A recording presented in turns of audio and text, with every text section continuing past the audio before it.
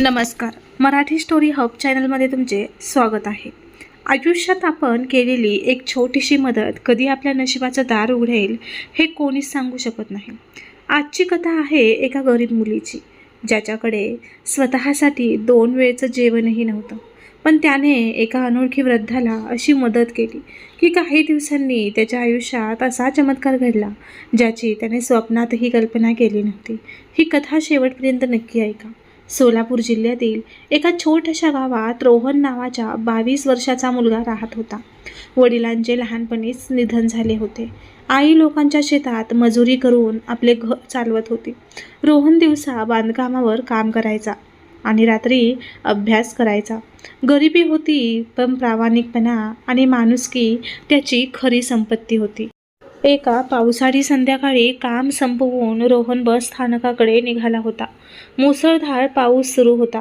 तेवढ्यात त्याला रस्त्याच्या कडेला एक वृद्ध माणूस चक्कर येऊन पडलेला दिसला. अनेक लोक तिथून जात होते, पण कोणीही थांबत नव्हतं.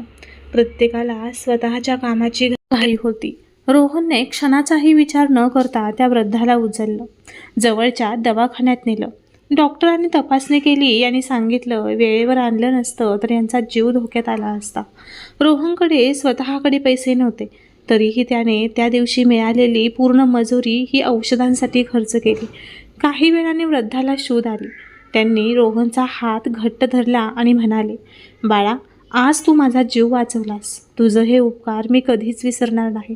रोहन हसत म्हणाला, आजोबा, माणसाने माणसाला मदत करणं हेच खरं कर्तव्य आहे. मला बदल्यात काहीच नको. असं म्हणत तो शांतपणे तिथून निघून गेला. पण त्याला माहीत नव्हतं की काही दिवसांनी नशीब त्याच्यासाठी एक मोठं आश्चर्य घेऊन येणार होतं.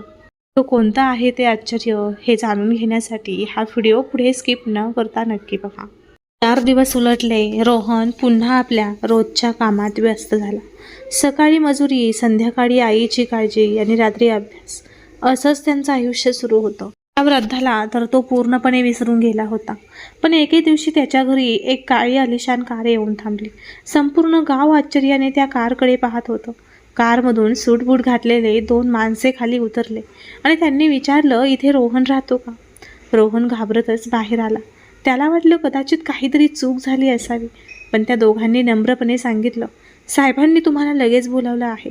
रोहन त्यांच्यासोबत शहरात गेला. एका मोठ्या बंगल्यासमोर कार थांबली. आत गेल्यावर त्याने पाहिलं, समोर सोफ्यावर बसलेले तेच वृद्ध हसत त्यांच्याकडे पाहत होते. त्यांना पाहताच रोहनच्या चेहऱ्यावर आनंद पसरला.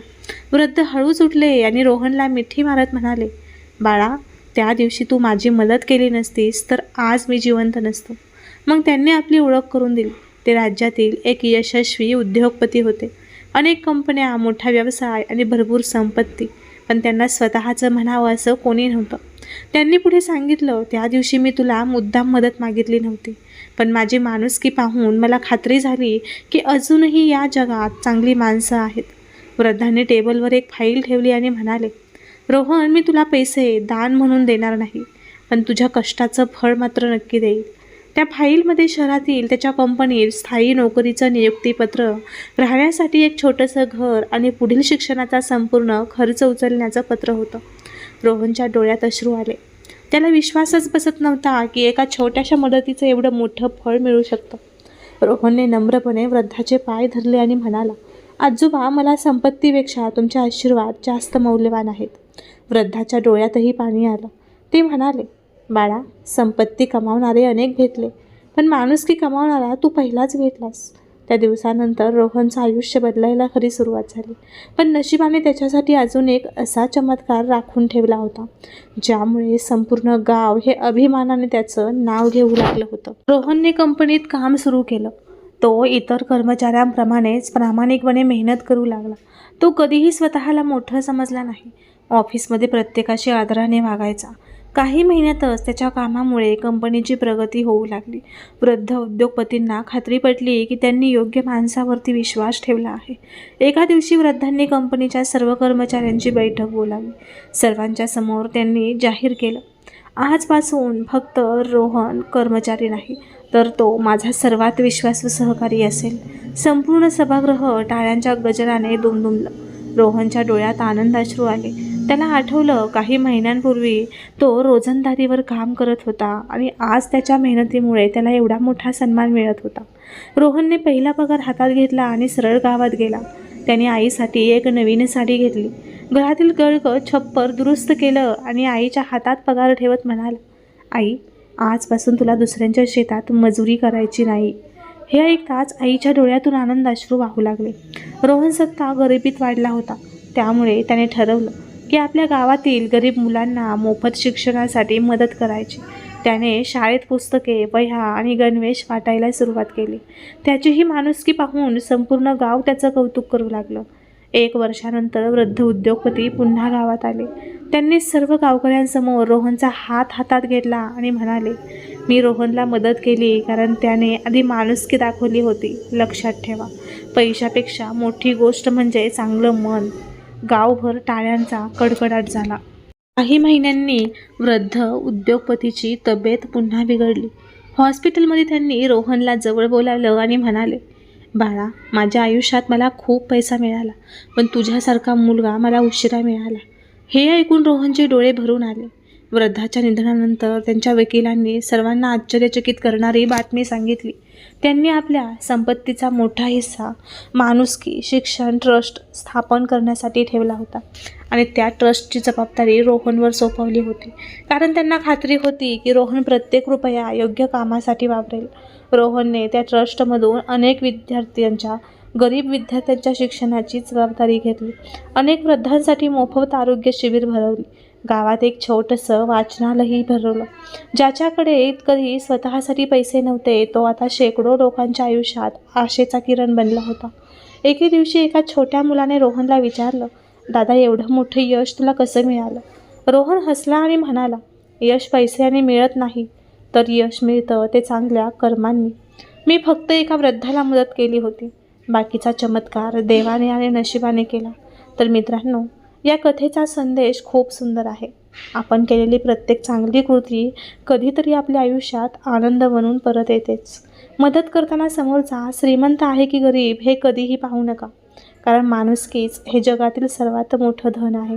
आज रोहनकडे पैसा, मानसन्मान आणि आनंद सर्व काही होतं, पण त्याच्या यशाची खरी सुरुवात झाली होती त्या दिवशी, जेव्हा त्याने स्वतःची गरज बाजूला ठेवून एका अनोळखी वृद्धाचा जीव वाचवला होता.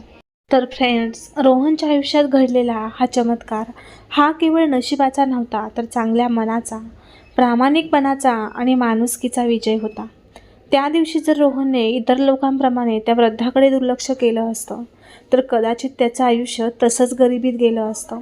पण त्याने बदल्यात काहीही अपेक्षा न ठेवता एका अनोळखी माणसाचा जीव वाचवला आणि देवाने त्याच्या त्या एका चांगल्या कर्माचं फळ अशा प्रकारे दिलं की त्याचं संपूर्ण आयुष्यच बदलून गेलं.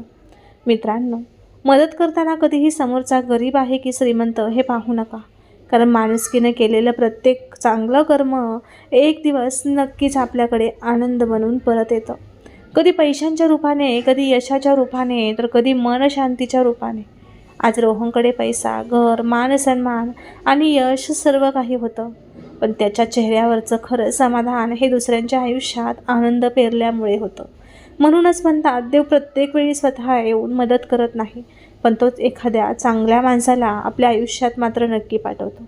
जर ही कथा तुम्हाला मनापासून आवडली असेल, तर या कथेने जर तुमच्या मनाला स्पर्श केला असेल, तर या व्हिडिओला एक लाईक नक्की करा. तुमचं मत आम्हाला कमेंट्समध्ये नक्की लिहा. तुम्ही कधीही एखाद्या अनोळखी व्यक्तीला निस्वार्थपणे मदत केली आहे का? हे देखील मला कमेंट्स करून नक्की सांगा. आणि अशाच हृदयस्पर्शी, प्रेरणादायी आणि आयुष्याला नवी दिशा देणाऱ्या मराठी कथा पाहण्यासाठी आमच्या मराठी स्टोरी हब या चॅनलला मात्र नक्की सबस्क्राईब करा आणि शेजारील बेल आयकॉन दाबायला विसरू नका. पुन्हा भेटू एका नवीन, सुंदर आणि मनाला स्पर्श करणाऱ्या एका नवीन कथेसोबत. तोपर्यंत आनंदी रहा, सुरक्षित रहा आणि सर्वात महत्त्वाचं म्हणजे माणुसकी जपा. धन्यवाद. भेटूया पुढील एका नवीन कथेमध्ये.